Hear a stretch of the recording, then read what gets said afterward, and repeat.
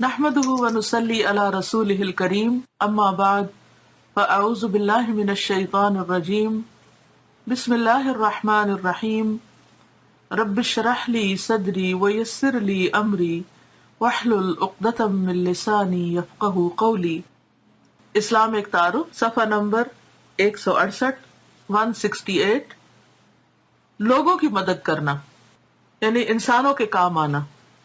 قرآن میں ایمان لانے والے کی صفات یہ بیان کی گئی ہیں کہ وہ خدا کی محبت میں اپنا مال دے، رشتہ داروں کو اور یتیموں کو اور محتاجوں کو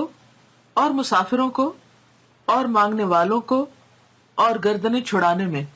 وآت المال على حبه ذوي القربى واليتامى والمساکین وابن السبیل والسائلین وفی الرقاب، سورۃ البقرہ آیت 177۔ یہ آیت بتاتی ہے کہ کسی آدمی کے اندر جب مومنانہ شخصیت پیدا ہوتی ہے، یعنی ایمان اس کی شخصیت میں سرایت کر جاتا ہے، ایمان اس کی زندگی کے اندر رچ بس جاتا ہے، تو خاندان اور سماج کے دائرہ میں اس کا اظہار کن کن صورتوں میں ہوتا ہے۔ جیسے آپ دیکھیں نا کہ بارش برستی ہے زمین پر اور پانی زمین کے اندر رچ بس جاتا ہے، تو پھر ایسے تھوڑی ہوتا ہے کہ بس وہ پانی اندر چلا گیا اور ختم۔ بظاہر تو یوں لگتا ہے جیسے اوپر کی زمین جب خشک ہوتی ہے کہ پانی کہیں گم ہو گیا، لیکن ہم سب جانتے ہیں کہ وہ پانی مختلف شکلوں میں دوبارہ باہر آتا ہے۔ کبھی وہ کسی پودے کے اندر لہلہانے کا سبب بنتا ہے، اس کو رونق اور تازگی بخشتا ہے، اس کی زندگی کا سبب بنتا ہے۔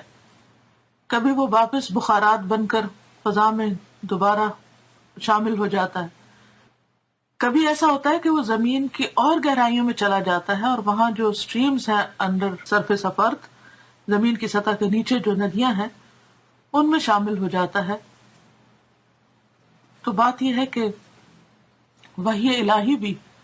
بارش کی طرح ہے، جس کی مثال مختلف مقامات پر ملتی ہے، قرآن مجید میں بھی اور احادیث میں بھی۔ تو جب انسان کے اندر ایمان آتا ہے، دین کا علم آتا ہے اور وہ اس کے دل پر اترتا رہتا ہے، تو وہ بارش جو برستی ہے تو پھر کچھ لوگوں کے اندر جذب ہو جاتی اور وہ ان کی پوری شخصیت میں سرایت کر جاتی۔ جسے دل پورے جسم کو خون پہنچاتا ہے، اسی طرح ان کا وہ علم جو ہے، وہ روحانی دل جو ہے، وہ انسان کی سوچ، انسان کے عمل، انسان کے رویے، اخلاق، کردار، ہر چیز میں جھلکنے لگتا ہے۔ کچھ زمینیں ایسی ہوتی ہیں جو پانی روک لیتی ہیں، کچھ ایسی ہیں کہ جو پانی نہیں روکتی، یعنی انہوں نے نہ دھیان سے سنا ہوتا ہے، نہ اپنے لیے کچھ لیا ہوتا ہے اور نہ ہی جذب کیا ہوتا ہے، تو وہ پانی ایک طرح سے واپس لوٹ جاتا ہے، وہ دوسروں کے حصے میں چلا جاتا ہے۔ جو پانی پتھر پہ پڑتا ہے اس پتھر کے حصے میں نہیں آتا، وہ کسی اور کے حصے میں جاتا ہے، جس کے اندر جھکاؤ ہوتا ہے، عاجزی ہوتی ہے، جو اسے قبول کرتا ہے۔ تو یہ آیت بتاتی ہے کہ کسی آدمی کے اندر جب مومنانہ شخصیت پیدا ہوتی ہے تو خاندان اور سماج کے دائرے میں، یعنی اس کا جو سرکل ہوتا ہے، سوشل سرکل، اس میں اس کا اظہار کن کن صورتوں میں ہوتا ہے۔ فرمایا کہ وہ اپنے ضرورت مند رشتہ داروں کی مالی مدد کرنے لگتا ہے، ان پہ خرچ کرتا ہے سب سے پہلے، کیونکہ وہ قریب ہوتے ہیں، ان کی ضروریات نظر آ رہی ہوتی ہیں۔ رشتہ داروں سے چونکہ ہر وقت تعلق ہوتا ہے، اس لیے اکثر ان سے طرح طرح کی شکایتیں پیدا ہو جاتی ہیں، یعنی جہاں ان کی ضروریات کا پتہ ہوتا ہے وہاں ان کا اخلاق اور کردار اور ان کا ہمارے ساتھ جو رویہ یا معاملہ ہوتا ہے وہ ہمیں بھی متاثر کرتا ہے، یہ ہمارے فیصلوں کے اوپر اثر انداز ہوتا ہے۔ پھر یہ کہ رشتہ داروں سے بظاہر یہ امید نہیں ہوتی کہ وہ شکر گزاری یا نیاز مندی کی صورت میں کوئی بدلہ دیں گے، وہ عموماً لے کے بھول جاتے ہیں، یا یہ کہ ظاہر ہی نہیں کرتے کہ انہوں نے کوئی فائدہ اٹھایا آپ سے۔ اس لیے اسلام میں بہت زیادہ ابھارا گیا ہے کہ آدمی اپنے ضرورت مند رشتہ داروں کی مالی مدد کرے۔ یہ اس صورت میں بھی ہے جب وہ ہمیں شکریہ ادا کرے، اور اس میں بھی ہے جب وہ ہمارا شکریہ ادا نہ کرے۔ یہ اس صورت میں بھی ہے جب وہ ہمیں کچھ لوٹائیں، اور اس میں بھی ہے جب وہ ہمیں کچھ نہ لوٹائیں،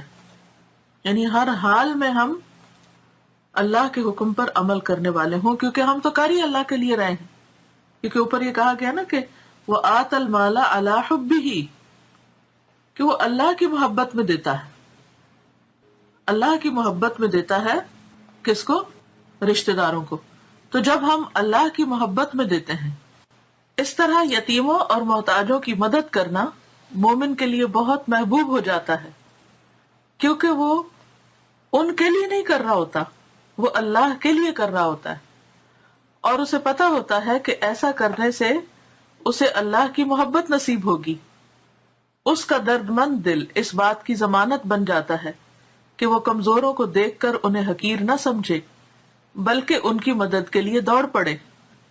یعنی پھر اسے کسی لیکچر کی ضرورت نہیں ہوتی، کسی کو موٹیویٹ کرنے کی ضرورت نہیں ہوتی، بلکہ وہ اپنی نگاہوں سے دیکھتا ہے کہ فلاں شخص ضرورت مند ہے اور مجھے اس کی مدد کرنی چاہیے۔ دیکھیں نا کہ بعض اوقات ایسا ہوتا ہے کہ